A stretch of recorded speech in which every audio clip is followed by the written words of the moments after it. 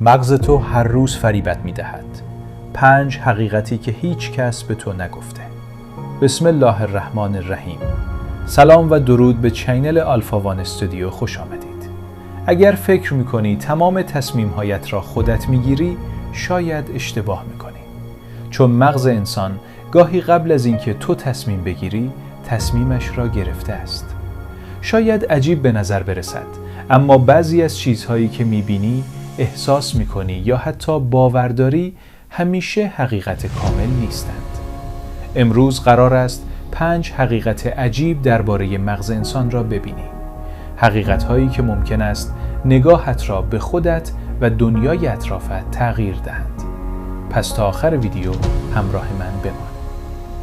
حقیقت اول: مغز اطلاعات ناقص را خودش کامل می‌کند. شاید برایت اتفاق افتاده باشد که یک جمله ناقص را بخوانی اما باز هم معنی آن را کامل متوجه شوی.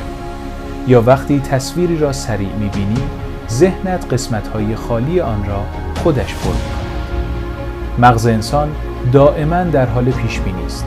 او دوست ندارد اطلاعات ناقص ببیند. به همین دلیل جاهای خالی را با تجربه‌ها و خاطرات قبلی پر می‌کند. اما مشکل اینجاست که گاهی این پیش‌بینی‌ها اشتباه هستند و به همین دلیل ممکن است چیزی را ببینی که واقعاً وجود ندارد. حقیقت دوم: احساسات بیشتر از منطق روی تصمیم‌ها تأثیر می‌گذارند. بیشتر مردم فکر می‌کنند تصمیم‌هایشان کاملاً منطقی است، اما واقعیت کمی متفاوت است. تصور کن وارد فروشگاهی می‌شوی و 2 محصول کاملاً مشابه می‌بینی. یکی طراحی زیباتری دارد و حس بهتری به تو می‌دهد. در بسیاری از مواقع تو قبل از تحلیل منطقی از نظر احساسی انتخابت را انجام دادی.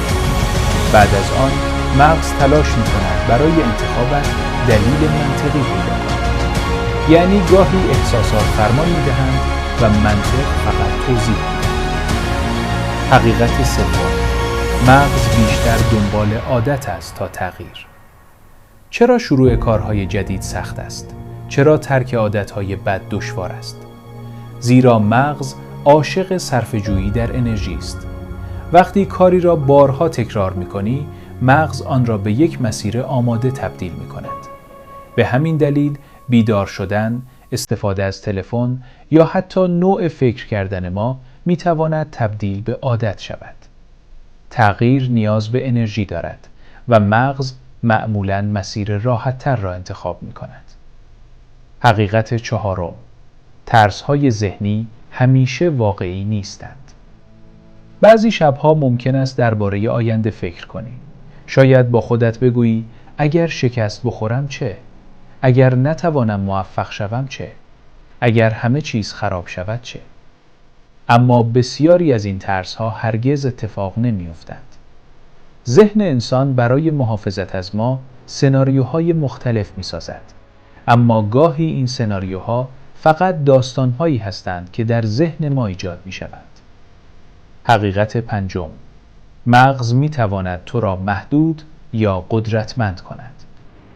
اگر هر روز به خودت بگویی من نمی‌توانم، من کافی نیستم، من موفق نمی‌شوم، کم کم مغز این جملات را به عنوان واقعیت قبول می‌کند.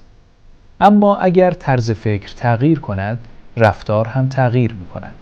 و وقتی رفتار تغییر کند، نتیجه‌ها هم تغییر می‌کنند. بعضی از بزرگترین محدودیت‌های زندگی دیوارهای واقعی نیستند. آنها فقط دیوارهایی هستند که ذهن ما ساخته است. حالا می‌خواهم از تو بپرسم کدام یک از این 5 حقیقت بیشتر تو را شگفت زده کرد؟ جوابت را در کامنت بنویس. اگر ویدیو را دوست داشتی، چینل آلفا وان استودیو را لایک، سابسکرایب و شیر. تا ویدیوی بعدی، خدا نگهدار.